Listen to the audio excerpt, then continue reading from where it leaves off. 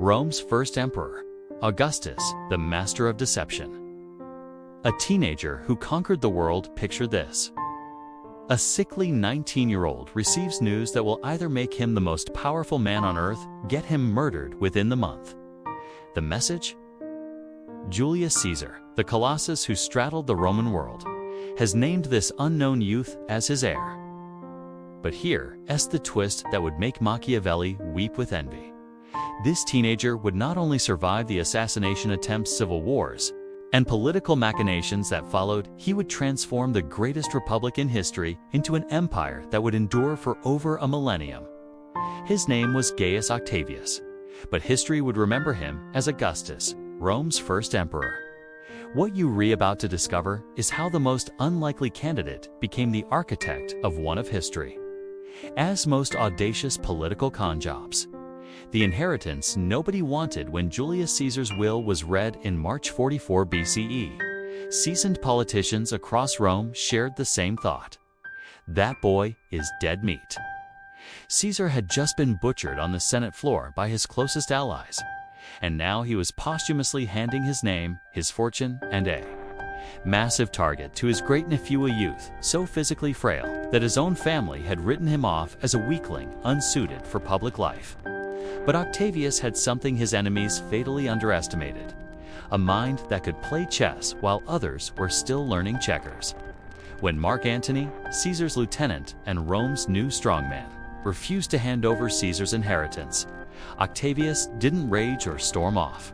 Instead, he did something unprecedented. He borrowed money against his future inheritance and personally paid Caesar's promised gifts to every Roman citizen. In a single stroke, he had bought the loyalty of the mob while making Antony look like a greedy usurper. The audacity was breathtaking. Here was a teenager with no military experience, no political office, and no legal claim to power, outmaneuvering Rome's most powerful general. But this was just the opening gambit in a game that would span decades: the art of strategic alliances and betrayals. What followed was a masterclass in political survival that would make modern politicians look like amateurs. Octavius, now calling himself Caesar to claim his adopted father's legacy, formed the second triumvirate with Mark Antony and Marcus Lepidus. On paper, it was a partnership to hunt down Caesar's assassins. In reality, it was Rome's first legalized murder spree, dressed up as justice. The prescription lists they published read like a who's who of Roman society marked for death. Senators, equities, anyone with wealth or influence found their names posted in the forum. Their property seized, their heads worth their weight in gold. Even Cicero, Rome's greatest orator and Octavian's temporary ally, was butchered, his hands and head displayed as trophies. The message was clear. This was a new Rome, and old rules no longer applied. But here's where Octavian's genius truly shone. While Antony basked in the glory of military victories, Octavian was quietly building something more valuable: institutional loyalty. He secured the allegiance of Caesar's veterans, promised land to the dispossessed, and most crucially, began positioning himself not as a revolutionary, but as Rome's savior from revolution. The midpoint revelation. The propaganda war, 13 years into his rise to power. Octavian faced his greatest test and deployed his most brilliant weapon. Mark Antony, now ruling the East like a Hellenistic king, had not only allied himself with Cleopatra, but had begun adopting Egyptian customs and even declaring Caesarion, Cleopatra's son, allegedly by Julius Caesar, as Caesar's true heir. For most leaders, this would have meant military mobilization. For Octavian, it meant something far more devastating: a propaganda campaign that would make modern spin doctors weep with admiration. Octavian didn't declare war on a fellow Roman. That would be civil war, and Romans were exhausted by civil wars. Instead, he declared war on Cleopatra, the foreign queen who had seduced and corrupted noble Mark Antony. He leaked Antony's will, revealing that the general wanted to be buried in Alexandria rather than Rome. He spread stories of Antony dressed as the god Dionysus, holding court in barbarian splendor, while his Roman wife Octavia waited. faithfully in Rome. The masterstroke was not just the lies, though there were plenty, but the deeper truth. Octavian understood. Romans wanted to believe they were fighting for their identity, not watching their leaders tear each other apart for power. By casting himself as the defender of Roman values against foreign corruption, Octavian transformed what was essentially a gangster turf war into a crusade for civilization itself. The battle that changed everything.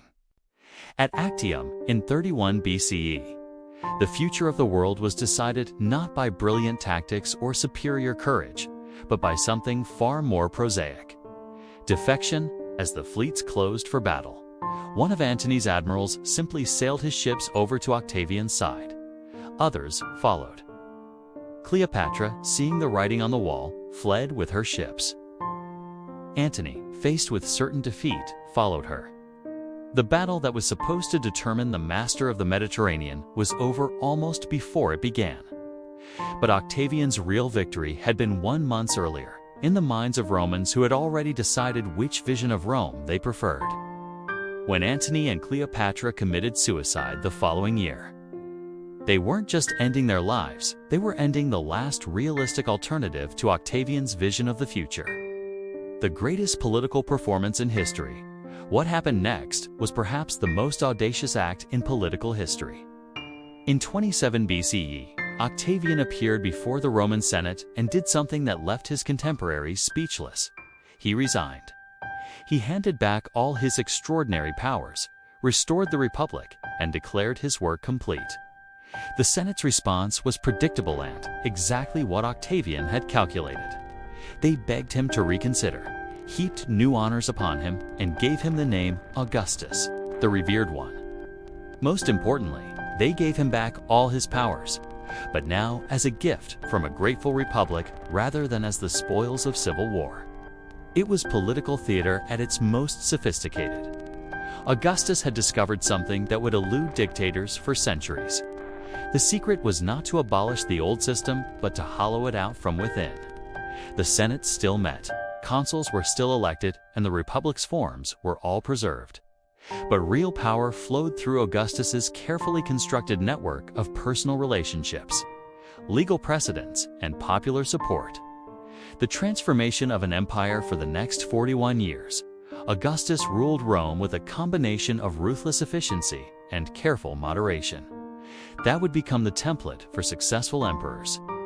He expanded the empire's borders, professionalized the military, rebuilt Rome's infrastructure, and established a system of governance that would survive barbarian invasions, religious transformations, and the rise and fall of dynasties. But perhaps his greatest achievement was cultural. Augustus didn't just rule Rome, he reimagined what Rome meant. He commissioned the Aeneid, turning Rome's origin story into an epic of destiny and divine purpose. He built monuments that proclaimed Rome's eternal glory.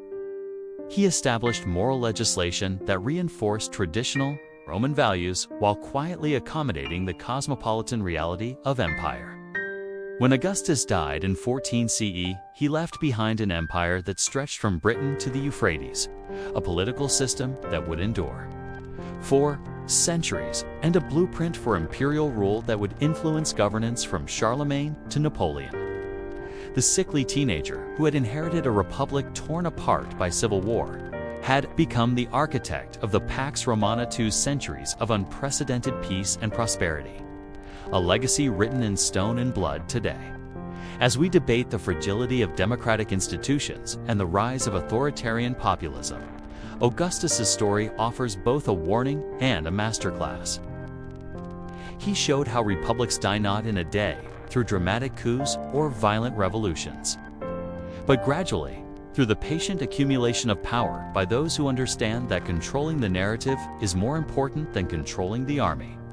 Augustus never called himself emperor, never abolished the Senate, never declared himself above the law. He simply made himself indispensable, irreplaceable, and beloved. When he died, the Roman people couldn't imagine their world without a Caesar at its head. The Republic was dead, but no one could say exactly when it had died or who had killed it. In the end, perhaps that was Augustus's greatest trick of all. he convinced history that he had saved Rome, when what he had really done was replace it with something entirely new and make everyone grateful for the transformation. The teenager who should have died in 44 BCE instead became the template for imperial power that would echo through the ages. From the Caesars who took his name to the autocrats, who still study his methods today. In Rome's transformation from republic to empire, Augustus proved that the most successful revolutions are the ones that never admit they're revolutions at all.